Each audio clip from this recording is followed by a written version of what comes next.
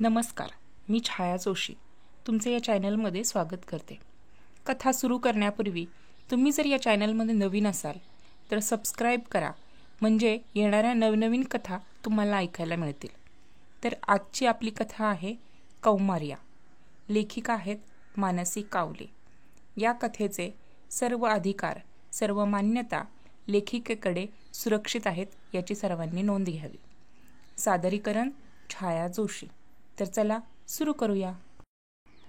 मी महाराज ययातींची कन्या माधवी. अप्सरा माझी माता. रंग रूप सौंदर्याची देणगी तर मला जन्मजात होतीच, आणि धर्म न्याय नीतीला अनुसरूनच गुणांना परिपूर्णता आणण्यासाठी राजघराण्याचा सहवास पुरेसा होता. त्यातच वरदान मिळालं चिरतारुण्याचं, अखंड कौमार्याचं, आणि मी झाले कौमार्या. मी सांगते की मला चिरतारुण्याचं वरदान मिळालं, पण आता मनात अनेक संभ्रम आहेत. मला मिळालं ते खचित वरदान होतं की शाप? आणि जर ते वरदान होतं तर मग मला त्याचा लाभ का नाही झाला?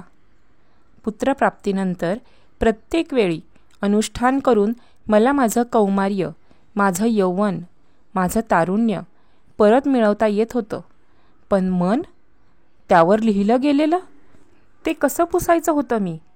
त्यासाठी आणखी एखाद्या अनुष्ठानाची व्यवस्था का नसावी? माझ्या मनाची पानं कोरी झालीच नाहीत कधी. म्हणूनच तर माझ्या शरीराचे भोग वेगळे होते, आणि मनाचे तर अजूनच वेगळे. कोणाही स्त्रीच्या वाट्याला येऊ नयेत असं वाटावं असे भोग भोगलेत मी त्या वरदानाच्या साक्षात्कारानंतर. तीच तर माझी कहाणी आहे. कहाणी म्हणजे तरी काय? जीवनच तर आहे. आणि जीवन म्हणजे तरी काय? एक आंधळा प्रवास. जिथं जायचंय तिथे कधीतरी पोचू की नाही काहीही माहिती नसताना मनातल्या सुखाच्या प्रतिमेच्या शोधात डोळ्यात उद्याचं स्वप्न घेऊन अखंड चालत राहायचं. धडपडत तो प्रवास पूर्ण करायचा, आणि एक दिवस कळतं जे संपलं तेच जीवन होतं. माझ्यासाठी हा प्रवास सामान्य नव्हता, आणि फक्त आंधळाच नव्हता तर मुका आणि बहिरासुद्धा होता. प्रवास सुरू केल्यानंतर मार्ग घेऊन गेला तिकडे मी जात राहिले. कानावर येणारं रडणं ऐकूनही मागे वळले नाही. काळजावर वार झाले तरी मुखातून एक उसासासुद्धा टाकला नाही. केवळ मीच कळत न कळत तो स्वीकारलेला होता म्हणून झाला. हे सुद्धा नंतर त्याचा मागोवा घेताना मला कळलं. प्रवासात नाहीच कळलं काही. मी कुठे जाते, काय करते, जे करते ते चूक आहे की बरोबर, त्याचे परिणाम काय होतील, काही कळलं नाही. कळणार तरी कसं म्हणा? जीवनाच्या प्रवासाला सुरुवात होते तेव्हापासून तो सामान्यच तर असतो. तसा माझाही होता. पूर्ण होता होता तो असामान्य झाला, आणि असामान्य झाला म्हणून तर आज त्याची अशीही कहाणी झाली. पण तरीही त्या असामान्य प्रवासाच्या कहाणीची नायिका मी कधीच नव्हते. कारण जे घडलं ते काही माझ्यासाठी नव्हतं. मी फक्त निमित्त मात्र होते त्या घटितांची. पुरुषसत्ताक व्यवस्थेत मला काहीच स्थान नव्हतं. कहाणी नायिकांचीच होती. आणि ही माझी व्यथा आहे. माझी ही व्यथा पुरातन तरीही नवीन. व्यथा माझीच तरीही माझ्यासारख्याच प्रत्येक स्त्रीची. हिची, तिची आणि तिचीसुद्धा. पुत्री, पत्नी, माता यासारख्या अनेक नात्यामध्ये गोवलेली प्रत्येक स्त्रीची. माझ्यातली स्त्री फक्त कर्तव्य पालन जाणते. मी कालही कर्तव्याने बांधलेली होते, आणि आजही, आणि कदाचित उद्याही असेल. मी क्वचित वेगळी होते, कारण मला कौमार्याचं वरदान लाभलं होतं. पण कौमार्याचं वरदान मला आहे तसं तर ते पौरुषालाही आहे. पण तरीही स्त्री म्हणून सृजनाचं दायित्व माझंच. कारण निर्मितीत माझा सहभाग वेगळा ठरतो. मी निर्मितीचं फक्त निमित्त नाही, माझ्याकडे उत्तरदायित्व आहेत. उदरात पदरात उद्याचा सूर्य जपण्याचं, वाढवण्याचं, वंशविस्ताराचं, आणि त्यासाठी नशीब जिथे नेईल तिथे जाऊन रुजण्याचंही. उत्तरदायित्व आहे, कारण मी ते धिक्कारू शकत नाही. जन्मतः जडणघडणच आहे माझ्या शरीराची तशी. प्रत्येक जण मला हेच तर सांगत असतो. सांगतो, तू स्त्री आहेस म्हणून तू पौरुषाहून वेगळी आहेस. आणि सगळ्यात महत्त्वाचं म्हणजे तू फक्त स्त्री म्हणून वेगळी नाहीस. तू पुत्री आहेस, पत्नी आहेस, माता आहेस. तिथे सुद्धा तुझं वेगळेपण आहेच. पुत्री म्हणून तू 2 कुळांना जोडतेस. तू तुझ्या दोन्ही कुळांचं नाव राखावंस, पुढे न्यावंस, उज्ज्वल करावंस, हे कर्तव्य आहे तुझं. तू स्त्रीच्या जन्मदात्या अभिमान आहेस, मान सन्मान आहेस त्याचा. त्याच्या नावलौकिकास कलंक लागेल असं काहीही तू करू नयेस. सदा सर्वदा त्याचं वचन प्रमाण मानून आज्ञापालन करणं हे तुझं परम कर्तव्य आहे. पत्नी म्हणून तर तुझी जबाबदारी अधिकच वाढते. तू स्वतंत्र नाहीस. संसार रथाचं दुसरं चाक आहेस तू. अर्धांगिनी आहेस तुझ्या पतीची. तुला मोडून, थकून, हरू चालायचं नाही. पतीची इच्छा आकांक्षा पूर्ती करण्यासाठी तुझ्या इच्छा आकांक्षांच्या स्वप्नांचा बळी द्यावा लागेल, तरी तू त्याला द्यायला हवास. तू पतीच्या कुळाचा वंशविस्तार करणार आहेस. पतीच्या हाताला हात लावून लज्जा होमात आहुती देताना तू ते मान्य केलं होतंस. वचनबद्ध आहे तू वंशवृद्धीचं. उत्तरदायित्व स्वीकारण्यासाठी वंशविस्ताराच्या कर्तव्यापासून तू मुक्त होऊ शकत नाहीस. तो तुझा पत्नीधर्म आहे. रजस्वला ऋतुमती होण्याचं भाग्य फक्त तुलाच मिळालेलं आहे. जन्मदात्री होऊन तू तुझं स्त्रीत्व पूर्णत्वाला न्यावं यात तुझा गौरवच आहे. आणि तू भूतलावरचं तुझं मातेचं स्थान तर अनन्य साधारण आहे. एकमेव तूच तुझ्या उदरात एक जीव वाढवतेस. तू तुझ्या रक्ताचं सिंचन करून अपार वेदना सहन करून एका जीवाला या जगात आणतेस. तू तर जन्मदात्री आहेस, जीवनदायिनी आहेस. इतकंच नाही तरीही जन्मतः त्याच्याशी असलेली तुझी नाळ तोडून त्याला स्वतंत्र करतेस. किती महान आहेस तू. मा फलेषु कदाचन हा मंत्र तर कदाचित फक्त तुझ्यासाठीच आहे. हेच प्रत्येक वेळी ऐकत आली आहे मी आणि बांधून घेतलं मी स्वतःला कर्तव्याच्या दावणीशी. प्रत्येक वेळी ते बंधन तोडण्याचा मनाचा आग्रह मोडत चालतच राहिले. वाऱ्यासरशी दिशा नेतील तिकडे वाहत राहिले.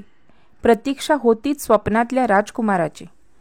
पण मला तो देश कधी सापडलाच नाही, किंवा सापडूनही मग हरवला. मुक्काम आला तरी रस्ता संपलाच नाही.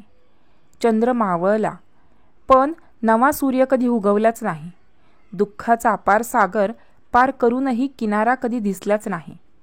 नजर जाईल तिथवर हिरवळ होती, पण तेव्हा दृष्टी अधू झाली होती. कवेत आकाश होतं, पण मन रिकामं झालं होतं. असं का झालं हे समजण्यासाठी तुम्हाला मागून यावं लागेल राजसन्यास घेऊन वानप्रस्थ स्वीकारलेल्या ययाती महाराजांच्या आश्रमात. शरद पौर्णिमेची रम्य संध्याकाळ होती ती. वनातल्या सरोवरांच्या शांत जलाशयाच्या काठावर पाण्यात पाय सोडून मी बसले होते. अवतीभवती अगदी नजर जाईल तिथवर दाट हिरवीगार वनराई होती. सगळा परिसर त्या झाडांच्या सावलीने झाकाळलेला. अंधाराची छाया गडद होत असल्याने शांत निवांत झालेला.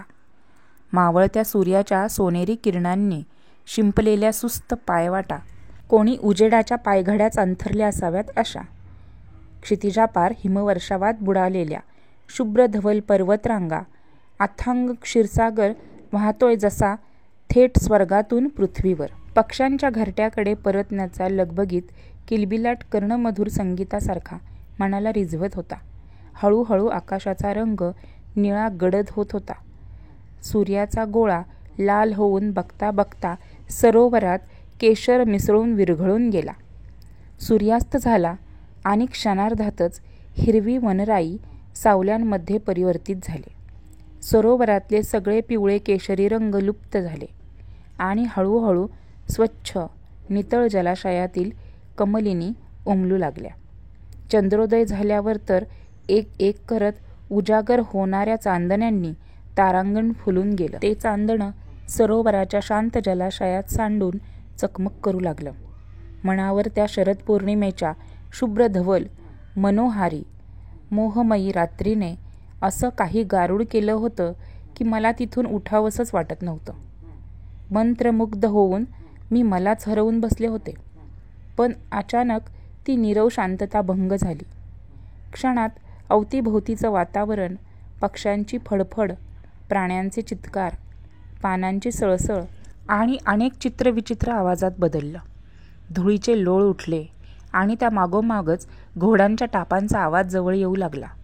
तशी मी उठून उत्तरीय सावरून लगतच्या झाडाला टेकून उभी राहिले. इतक्यात दूरवरून एक श्वेतवर्णी श्यामकर्णी अश्वमेधी घोडा वेगाने येताना दिसला. नंतर 2, 3, 4, 5 मोजता येईनात इतक्या घोड्यांच्या रांगाच्या रांगा धूळ उडवीत समोरून जाता जाता नाहीशा झाल्या. त्या संपतात न संपतात तोच एक युवक त्यातून प्रगट होताना दिसला. ती त्याची आकृती ठळक होते न होते तोच त्या गडद अंधारात तीही नाहीशी झाली. मी अंधाराला डोळे लावून त्याचा शोध घेत होते, पण तो सगळा चित्रपट जसा पुसून गेला. डोळ्यापुढे फक्त अंधाराचा काळा पडदा होता. मी पुन्हा पुन्हा तो पडदा फाडून पलीकडे पाहण्याचा प्रयत्न करत होते, पण काहीच दिसत नव्हतं. मी अस्वस्थ झाले. किती वेळ मी तशीच होते माहिती नाही, पण कधीतरी दूरवरून भूपाचे आवाज सूर तरंगत आले. सा ध ध सा रे ग सा रे ग. मन शांत झालं. त्या सुरांच्या कुशीत विसावलं. कधीतरी या अवस्थेतून मला जाग आली तेव्हा सगळंच अदृश्य झालं होतं. पाहते तर मी माझ्या पर्णकुटीत होते. लक्षात आलं म्हणजे मी निद्रिस्त होते, म्हणजे ते स्वप्न होते. तर उठून मी समोरच्या गवाक्षात उभी राहिले. अरुणोदय झाला होता.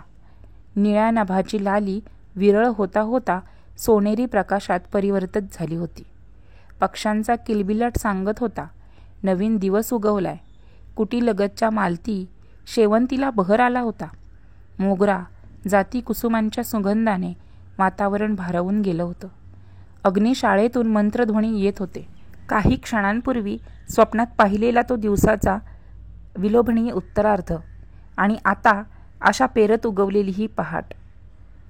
मनात आनंद लहरी उसळत होत्या, सांगत होत्या जीवन किती सुंदर आहे. निसर्गाने भरभरून उधळलेल्या सौंदर्याच्या या अनुभवाने मन कसं प्रसन्न झालं होतं.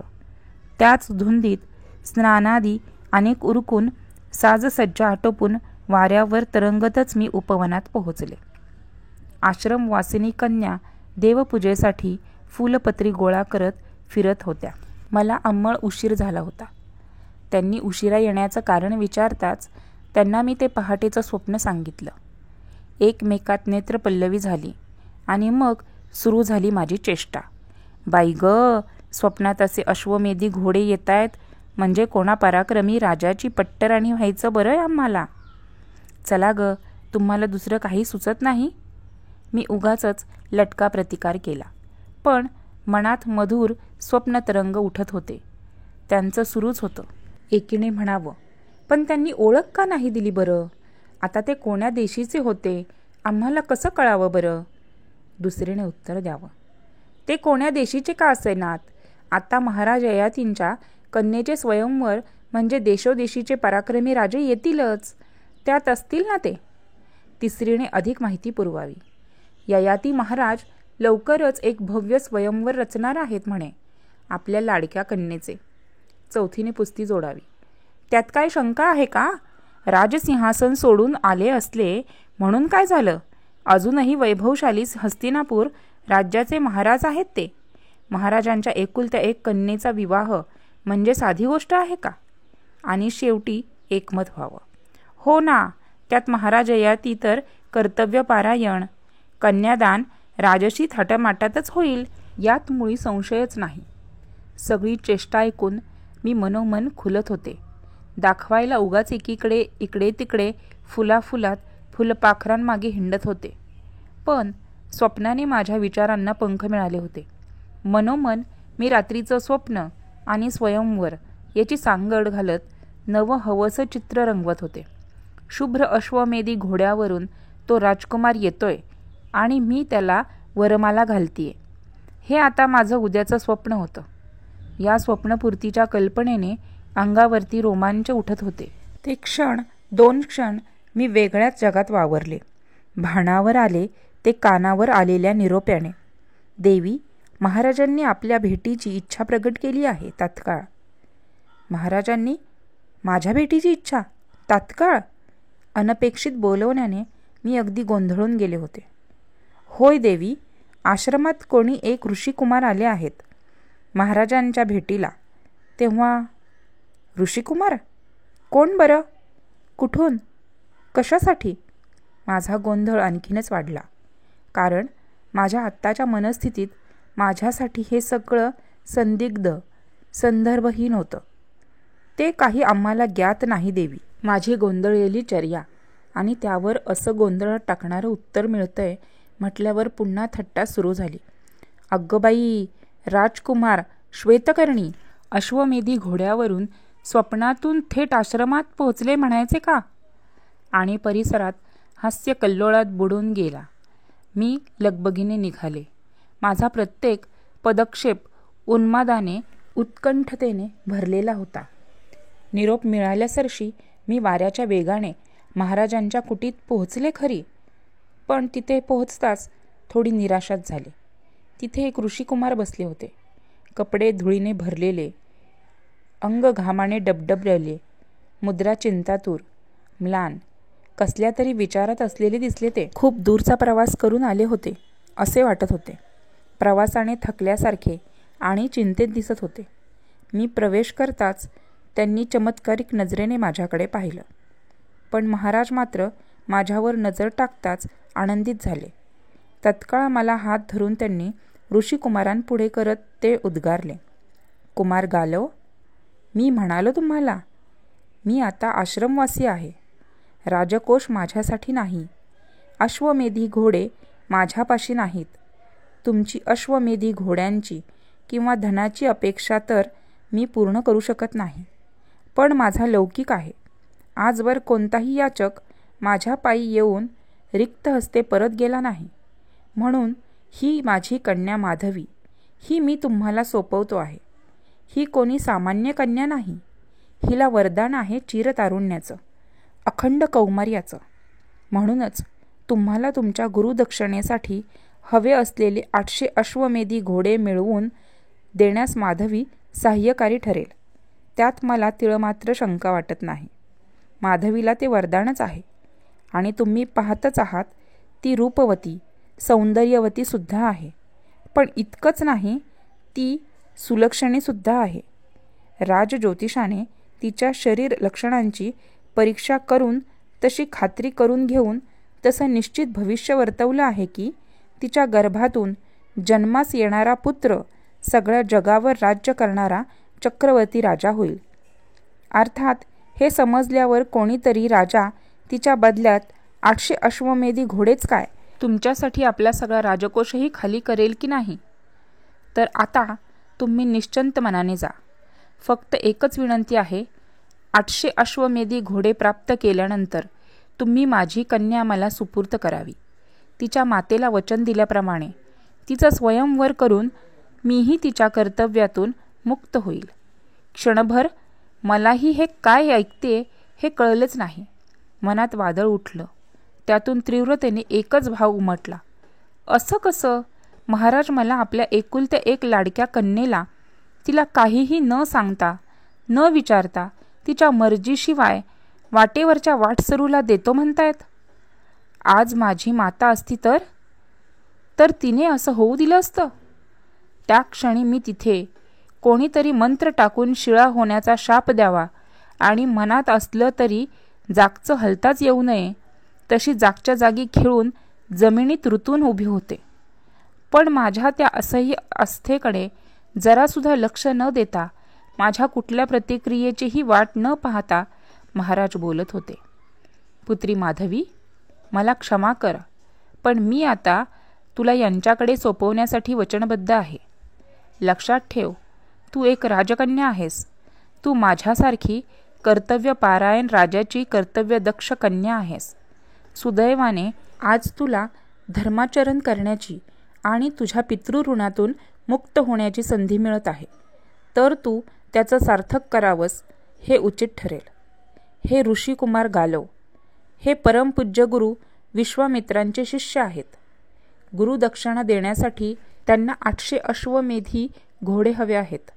ते माझा नावलौकिक दानकीर्ती ऐकून मोठ्या आशेने माझ्यापाशी आले आहेत. पण आज त्यांना 800 अश्वमेधी घोडे देण्यास किंवा पर्याप्त धन देण्यास मी असमर्थ आहे. पण तू त्यांना ते मिळवण्यासाठी सहाय्य करावेस अशी माझी मनीषा आहे. तू पित्याच्या आज्ञेचं पालन करशील याविषयी मी निश्चिंत आहे. म्हणून म्हणतो, तुला माझा आशीर्वाद आहे. कार्यसिद्धी करूनच परत ये. आणि ऋषिकुमार गालवांच्या हातात हात देताना सार्थ समाधानाने महाराजांच्या तोंडून सहजोद्गार निघाले. भाग्य फलती सर्वत्र, न विद्या न च पौरुषम.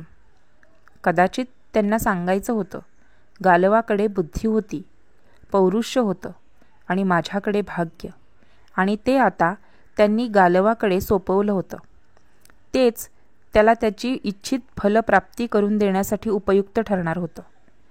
म्हणून आता माझ्या प्राप्तीनंतर ऋषिकुमार गालव भाग्यशाली पुरुष ठरला होता. गालवला महाराजांचं म्हणणं पटलं असावं, किंवा आता तरी त्याच्याकडे दुसरा कोणताच पर्याय नव्हता म्हणूनही असेल. त्यांच्याकडे मीच एकुलता एक आशेचा किरण होते.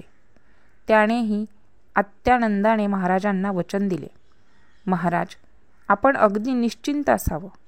अवश्य आपण आपल्या इच्छेनुसार तिचे यथोचित कन्यादान कराल. माझी कार्यपूर्ती होताच आपली कन्या आपल्या सुपूर्त करण्यास मी वचनबद्ध आहे. आणि काही क्षणापूर्वी फुलाफुलात रमणारी, फुलफाकरांच्या मागे धावणारी, घोड्यावरून न्यायला येणाऱ्या स्वप्नातल्या राजकुमाराच्या प्रतीक्षेत असलेली मी एका ऋषिकुमाराच्या हातात हात देऊन त्याच्यासोबत माझ्या भावी जीवनाच्या मार्गावर मार्गक्रमण करण्यास सज्ज झाले. मनातलं कालचं चांदणं आज वितळलं होतं आणि आता परिस्थितीची झग आणखी तीव्र झाल्यावर तर ती हळूहळू ते वितळतच जाणारं असंच दिसत होतं.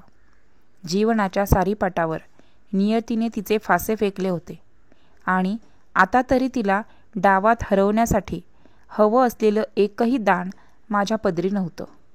काय दुर्दैव! मी एकमेवा द्वितीय भाग्यशाली कन्या होते. मला वरदान होतं चिरतारुण्याचं. वरदान होतं कौमार्य भंगानंतरही अधिष्ठान करून पुन्हा तारुण्य प्राप्त करून घेण्याचं. सुलक्षणी होते मी. राजज्योतिषांनी तसं भाकीत केलं होतं की माझ्या गर्भातून येणारे जन्म घेणारे पुत्र चक्रवर्ती होतील. ते सगळ्या जगावर राज्य करतील. भविष्यात मी चक्रवर्ती राजाची माता होणार होते आणि म्हणूनच त्याआधी एका पराक्रमी राजाची पट्टराणीसुद्धा. पहिल्यांदाच हे समजलं होतं तेव्हा माझ्या आनंदाला पारावर राहिला नव्हता. स्वतःला भाग्यशाली समजून किती हरकून गेले होते मी. किती स्वप्न पाहिली होती सुंदर भविष्याची. पण ज्याला मी वरदान समजत होते तेच आज माझ्यासाठी या दुःस्थितीचे कारण झाले आहे. या वरदानामुळेच मी आज केवळ एक साधन स्वरूप राहिले होते, झाले होते. गुरु विश्वामित्रांना गुरुदक्षिणेत 800 अश्वमेधी घोडे देण्याचं फक्त निमित्त मात्र साधन होते. तरीही मन हे मानायला तयार नव्हतं. त्याने दुसरा प्रस्ताव मांडला. म्हणाला, नाही तर असंही असेल. गालव माझ्या जीवनातला माझा पहिला पुरुष होता. कदाचित गालवच तो माझ्या भाग्यातला माझा प्रियकर असेल. हो, प्रथम माझ्या मनात उतरलेली माझ्या प्रियकराची छबी कालच्या स्वप्नातली होती आणि ती गालवाशी मिळती जुळती होती. आणि स्वप्नात पाहिलेले ते अश्वमेधी घोडे, त्याचाही प्रत्यक्षात संदर्भ होताच. ते मिळवल्यानंतर आणि गुरु विश्वामित्रांना त्यांची गुरुदक्षिणा दिल्यानंतर मग खात्रीने गालव सदैव माझा ऋणी राहणार होता. माझ्यावर सदैव प्रेम करणार होता. गालव तरुण होता, तपस्वी, तेजस्वी होता. तो इतर राजा महाराजांसारखा विलासी नव्हता. निश्चितच एक दृढ निश्चयी एकवचनी पुरुष होता आणि मी त्याला चक्रवर्ती पुत्र दिल्यानंतर तोही राजा होणारच होता. आणखीन काय हवं होतं मला? नियतीने अचानक माझी गालवाशी गाठ घालून दिली होती. मग नियतीनेच हा प्रवास आमच्या दोघांमधली प्रीती वृद्धिंगत करण्यासाठी योजला असावा ना, असंच वाटायला लागलं होतं मला. माझ्याशी न कळत जुळवून हळूहळू माझ्या हृदयात गालवाची छबी उतरली होती. आता तरी दुसऱ्या कोणाला तिथे स्थान मिळणार नव्हतं. गालवला जशी सहधर्मचारिणी हवी असेल तशी मी होते की नाही मला माहिती नव्हतं, पण तो मला हवा तसा होता एवढंच कळत होतं. तेव्हापासून गालव माझा होता आणि मी गालवची.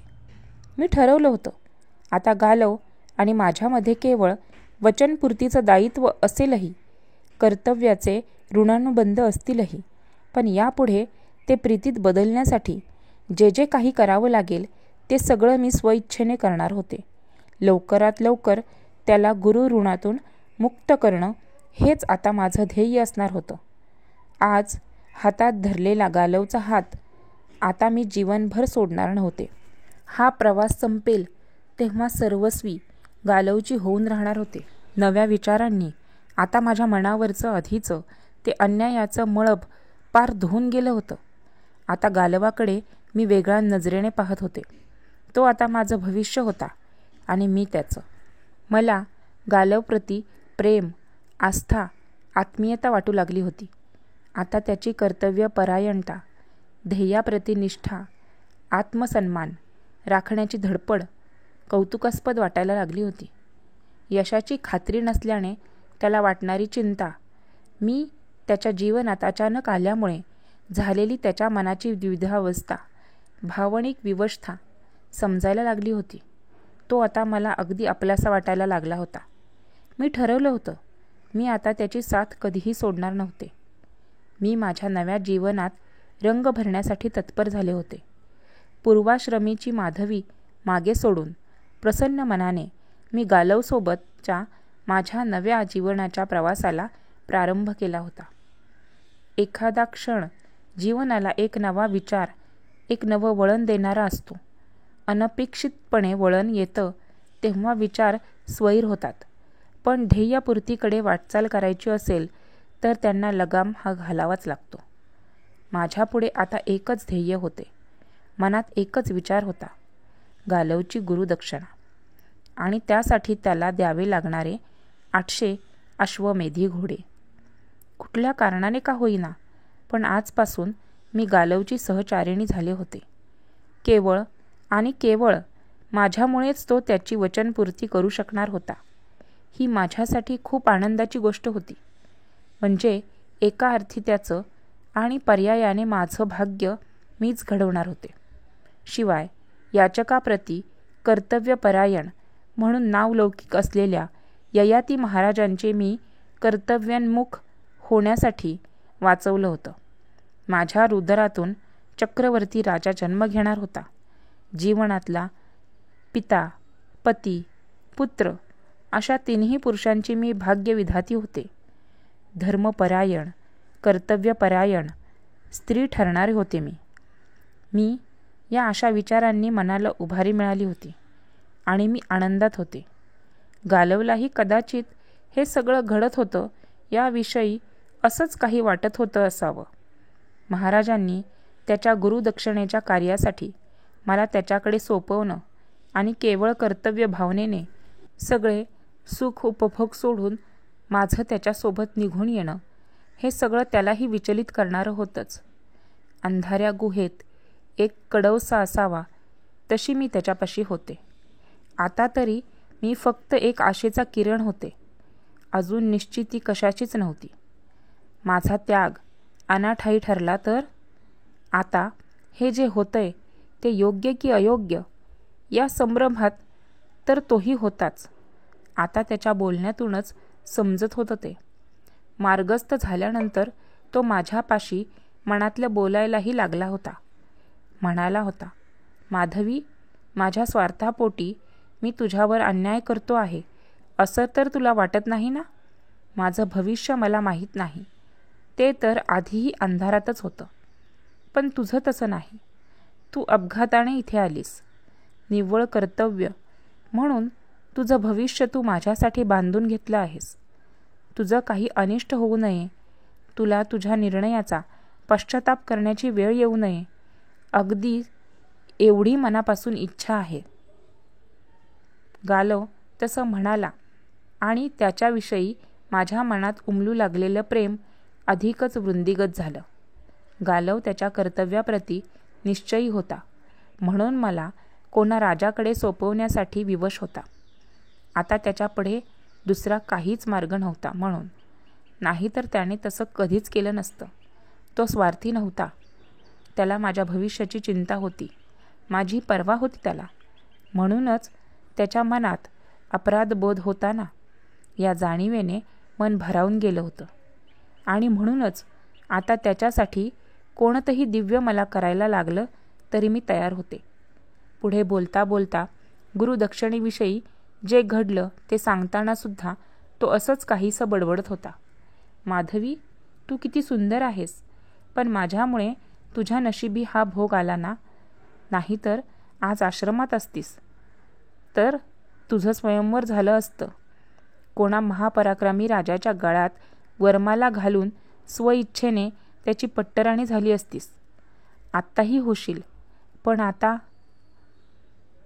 अश्वमेधी घोड्यांच्या बदल्यात कोणास ठाऊक कुठल्या राजाच्या अंतपुरात राहावं लागेल तुला. सत्यवचन बोलतो माधवी, पण इतर कोणत्याही मार्गाने गुरुदक्षिणेसाठी 800 अश्वमेधी घोडे मिळवणं शक्य असतं तर मी तुला कधीच कोणा हाती सोपवलं नसतं. दोष सर्वस्वी माझा आहे. गुरु विश्वामित्रांनी तर गुरुदक्षिणा मागितलीच नव्हती. तू माझ्या तपश्चर्येच्या काळात माझी सेवा केलीस, मी दिलेली 12ही विद्यांमध्ये पारंगत झालास, हीच माझी गुरुदक्षिणा समज, असं म्हणाले होते ते. पण मीच मूर्ख हटून बसलो. मला गुरुदक्षिणा द्यायचीच आहे असे म्हणालो. गुरूंकडून विद्या संपन्न केल्यावर त्यांना गुरुदक्षिणा देणं हे शिष्याचं कर्तव्य असतं. ती देऊन मला गुरु ऋणातून मुक्त व्हायचं होतं. इतकंच वाटलं होतं तेव्हा. पण आता कळत आहे, माझी योग्यता नसताना मी गुरुदक्षिणा द्यायची हट्ट धरला. म्हणूनच माझ्या या हट्टामुळे गुरुदेव क्रोधित झाले असावेत. म्हणून मला शिक्षा देण्यासाठी त्यांनी ही अशी कठीण माझी सत्वपरीक्षा घेणारी गुरुदक्षिणा मागितली. नाहीतर तूच सांग, माझ्यासारख्या एका निर्धन शिष्याकडे अशी गुरुदक्षिणा कोणता गुरु मागेल? त्यांनीही त्याआधी अशी गुरुदक्षिणा कोणा शिष्याकडे मागितल्याचं माझ्या तरी ऐकवीत नाही. पण माझ्याकडे का मागावी? त्यांना वाटलं असेल मी त्यांची क्षमा याचना करेल. अशी गुरुदक्षिणा मी देऊ शकणार नाही म्हणेल. पण मी असं नाही करणार. त्यापेक्षा मृत्यू पत्करेन मी. म्हणून तर मी प्राणत्याग करायला प्रवृत्त झालो होतो. प्राणत्याग? माझ्या या एका शब्दाच्या प्रतिक्रियेत अनेक प्रश्न होते. जर गुरु विश्वामित्र मागतील ती गुरुदक्षिणा देण्याचा गालवचा स्वतःचा हट्ट होता, तर मग नंतर प्राणत्याग करण्याची वेळ का आली? गालवला असा आततायी निर्णय घेण्या इतकं नैराश्य आलं आहे का? मग तो टळला कसा? त्याला त्यापासून कोणी परावृत्त केलं? तो गुरु विश्वामित्रांकडे जाऊन क्षमा याचना करून वचनमुक्त होण्याचा प्रयत्न का करत नाहीये? असं काय कारण होतं की तो इतर कुठेही न जाता महाराज ययातींकडेच आला? ज्या राजांकडे असे अश्वमेधी घोडे आहेत त्यांच्याकडे तो गेला होता का? त्यांनी त्याला काय सांगितलं? महाराजांकडेच त्याने माझी मागणी केली होती की महाराजांनी स्वतःच मला त्यांच्याकडे सोपवण्याचा निर्णय घेतला? महाराजांचा मला गालवकडे सोपवण्याचा हेतू काय होता? केवळ गालवला प्राणत्याग करण्यापासून परावृत्त करणं हा होता की आणखीन काही झालं? मनातल्या या 1000 प्रश्नांचं उत्तर एकच होतं, दैवयोग. गालवने नंतर जे काही सांगितलं त्यावर तर निश्चितच आमच्या भाग्यानेच आम्हाला एकमेकांजवळ आणलं होतं. गालव आश्रमात आला त्या दिवशी पहाटे मला पडलेलं ते स्वप्न, माझ्या स्वप्नातले अगणित अश्वमेधी घोडे आणि तो गालवासारखा दिसणारा युवक, या सगळ्यात मेळ घातला तर आमची भेट नियतीनेच घालून दिली यात काही शंका नव्हती. गालवही आता असंच समजत होता. आमच्या भेटीमागे निश्चितच नियतीचा काहीतरी डाव असावा, नाहीतर तो केवळ गुरुदक्षिणा देण्यासाठी 800 अश्वमेधी घोड्याच्या शोधात निघाला. त्याने भले माधवीचा शोध कशासाठी घेतला असता? आणि राजकन्या माधवी त्याने मागितली असती तरी त्याला ती महाराजांनी इतक्या सहज दिली तरी असती का? आणि त्याला कुठे राजकन्या हवी होती? त्याला कुठे स्वयंवर करायचं होतं? त्याला इतर कशाचा मोह नव्हता. त्याचं तर एकच लक्ष होतं, 800 अश्वमेधी घोडे मिळवायचे, नाहीतर प्राणत्याग करायचा. त्यानेच सांगितलं मला, माधवी, जेव्हा गुरुदेवांनी गुरुदक्षिणेत 800 अश्वमेधी घोडे मागितले तेव्हाच ठाऊक होतं मला, अश्वमेधी शामकर्णी घोडे, तेही 800, ते मिळवणं माझ्यासाठी तरी सहज शक्य नाहीच. पण तरीही खूप भटकलो मी त्यांच्या शोधार्थ, पण व्यर्थ. घोडे मिळणं तर दूरच, ते कुठे मिळू शकतील याचाही शोध मी घेऊ शकलो नाही. मग वाटलं निरर्थक आहे माझं जीवन. मी गुरुवर्यांकडे त्यांनी गुरुदक्षिणा घ्यावी म्हणून हट्ट धरला. ते मागतील ती गुरुदक्षिणा देण्याचं वचन दिलं आणि आता दिलेले वचन पूर्ण करू शकत नाही. अशा वचनभ्रष्ट माणसाला जगण्याचा मुळी अधिकारच नाही. आणि म्हणूनच मी आत्मसमर्पण करण्यासाठी प्रवृत्त झालो होतो. पण गंगा मातेची क्षमा मागून मी पाण्यात जलसमाधी घेणार होतो आणि श्री विष्णूंचं स्मरण करत होतो. इतक्यात कुठूनचा एक ब्राह्मण तेथे आला. भगवान विष्णूंनीच धाडलं असावं त्याला, कारण ब्राह्मण रूपात असलेला तो महात्मा विष्णू भक्त गरुड होता. त्याने प्राणत्याग करण्यापासून मला परावृत्त केलं आणि म्हणाला, मित्रा, तू प्रज्ञावान आहेस, विचारी आहेस, तूच मला सांग, प्राणत्याग हाच जर सगळ्या संकटावरचा उपाय असता तर तुला कोणीतरी प्राणमात्र या पृथ्वीतलावर जिवंत दिसला असता का? अवतीभोवती बघ, तुला प्रत्येक प्राणी मात्र संकटातून बाहेर येण्यासाठी धडपड करताना दिसेल. आणि म्हणूनच मला वाटतं तू सुद्धा हार न मानता कार्यसिद्धीसाठी नव्याने प्रयत्न करावास. कृते प्रयत्ने की न लभते. मी त्याला उत्तर दिलं, पण असं दिशाहीन भटकणं म्हणजे प्रयत्न नव्हे. दिशा दर्शक नसेल तर व्यर्थ वादळात नाव घालण्यात काय अर्थ? ती फुटणारच आणि तिला जलसमाधी मिळणार हे निश्चित. त्यावर तो म्हणाला, मित्रा, लक्षात ठेव, कोणतीही गोष्ट आपण घडवून घडली तर संकट आणि प्रयत्न या शब्दाला काय अर्थ उरतो? कर्म आपलं असलं तरी करता करविता कोणी वेगळाच असतो. कदाचित तिलाच नियती म्हणतात. तू तुझा प्रयत्न कर, यश अपयश दैवाधीन आहे. आणि जो जे म्हणाला त्यात तथ्यांश आहे माधवी. बघ, तो माझ्या मदतीसाठी आला आणि त्यानेच मला सांगितलं, जवळच महाराज ययातींचा आश्रम आहे. संपूर्ण आर्यवर्तात त्यांचा दानशूर म्हणून नावलौकिक आहे. त्यांच्याकडे गेलेला कोणीही याचक रिक्तहस्त आलेला नाही. ते निश्चित तुझी मदत करतील. त्यानेच मला महाराज ययातींच्या आश्रमात सोडलं आणि मला मार्ग सापडला असं वाटलं. दानशूर ययाती महाराज आता माझी मदत करणार होते, पण त्यांच्याकडे तर अश्वमेधी घोडे नव्हतेच आणि घोडे खरेदी करण्यासाठी मला देऊ शकतील इतके पर्याप्त धनही नव्हते. पदरी निराशाच पडली. ते म्हणाले, ऋषिकुमार, आपण माझ्यापुढे मोठा पेच टाकला आहे. मी आश्रमवासी, माझ्याकडे 800 तेही अश्वमेधी घोडे कुठून असणार? राज्य करत होतो तेव्हाही नव्हते. आता तर मी माझ्यासाठीही घोडा बाळगत नाही. यज्ञ यागात बराचसा राजकोषही खाली झाला आहे. हे ऐकून मी पुरता निराश झालो होतो. मग मला दान करण्याचा प्रस्ताव गालो. मी भाबडा प्रश्न केला. उगाच वाटत होतं मला दान करण्याचा प्रस्ताव दुसऱ्याच कोणाचा तरी असणार. कोणीतरी सुचवलं असेल महाराजांना तसं. कदाचित गालवला तसं कोणीतरी सांगितलं असेल. नाहीतर आपल्या एकुलत्या एक लाडक्या कन्येचं दान करण्यास महाराज कधीच तयार झाले नसते. पण गालव म्हणाला, प्रथम तर त्यांनी मला हा 800 शामकर्णी अश्वमेधी घोडे मिळण्याचा हट्ट सोडून द्यावा असंच सुचवलं. मी गुरुगृही जाऊन गुरु विश्वामित्रांची क्षमा मागावी. खात्रीने ते मला क्षमा करतील आणि मला त्यांच्या वचनातून मुक्त करतील असंच म्हणाले ते. पाहिजे तर महाराजांचे आश्रमवासी मित्र माझ्या समवेत येतील.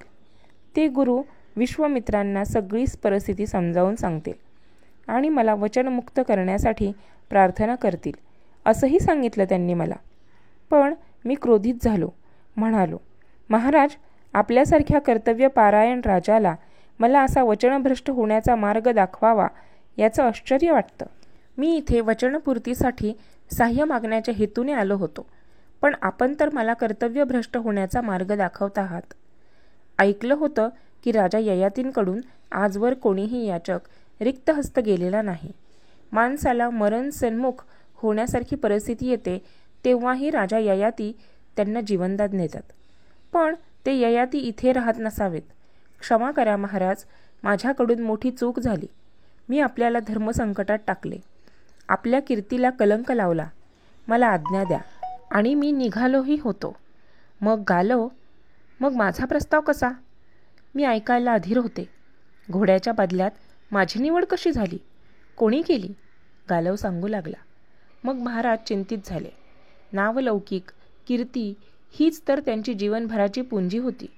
राजवैभवाचा त्याग करून आश्रमवासी होऊन वानप्रस्थ स्वीकारल्यानंतरही आत्मिक समाधान देणारी तीच तर एकमेव गोष्ट होती. त्यांनी मला थांबवलं. म्हणाले, ऋषिकुमार गालव, आपण माझा अपमान करत आहात.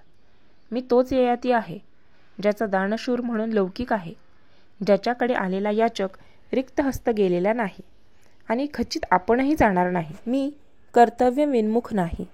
मी आपल्याला 800 अश्वमेधी घोडे देण्यास असमर्थ आहे, परंतु ते मिळवण्यासाठी आपल्याला सहाय्यक जरूर करू शकतो. माझ्याकडे यासाठी पर्यायी व्यवस्था आहे. आणि त्यांनी मला बोलवण्यासाठी निरोप धाडला. याचकाला कन्यादान केले. एका दगडात 2 पक्षी. कन्यादानाचं पुण्य मिळालं आणि याचक रिक्तहस्त गेला नाही म्हणून नावलौकिकही राखला गेला. राजकन्या असले तरी शेवटी मी एक स्त्रीच. माझं मूल्य पुरुष ठरवेल तेच. मी इतकंच बोलले. पण गालवला त्यातला उपरोध कळाला होता. माझी निराशा दूर करण्यासाठी तो सांगू लागला, नाही माधवी, कदाचित महाराजांना वाटलं असेल अशीही तू कोण्या राजाकडेच जाशील. चक्रवर्ती पुत्राची मातासुद्धा होशील आणि ते तुझं स्वयंवरही करणारच आहेत. मला ते रुचलं नाही. मी पलटवार केला. पण आता घोड्यांच्या बदल्यात माझा विक्रयच होईल ना. गालव, स्वयंवर नाही. कोणताही राजा तुला अश्वमेधी घोडे देऊन त्या मोबदल्यात माझा उपभोग घेऊ शकतो आणि मी घोड्याच्या मोबदल्यात मिळणार. म्हणजे माझे मूल्य तर इतर कोणत्याही राजकन्येपेक्षा अत्यल्पच असेल ना. पण एक बरं झालं, आता तुझा मार्ग सुकर झाला. चक्रवर्ती राजा होण्याचं स्वप्न तर प्रत्येक राजाने पाहिलेलंच असतं. ते जर इतक्या सहजासहजी साकार होणार असेल तर कोण तुला अश्वमेधी घोडे द्यायला पुढे येणार नाही? कदाचित माझ्या भाग्यात हेच लिहिलं असेल. जाऊ दे, तुझं तरी भाग्य उजळलं. पण माझा हा खरेदीदार आहे कोण अजून माहीत नाही. पण महाराज ययातींच्या आश्रमात कोणीतरी म्हणालं, उत्तराखंडातल्या राजांकडे आहेत असे अश्वमेधी घोडे. मग चल, लवकर तिकडे निघायला हवं. आज इथेच थांबतोय. उर्वरित कथा आपण पुढील भागात पाहणार आहोत. तेव्हा पुन्हा भेटूया पुढच्या भागामध्ये. चॅनलवर नवीन असाल तर सबस्क्राईब करायला विसरू नका, म्हणजे पुढील भाग तुम्हाला ऐकता येतील. तोपर्यंत धन्यवाद.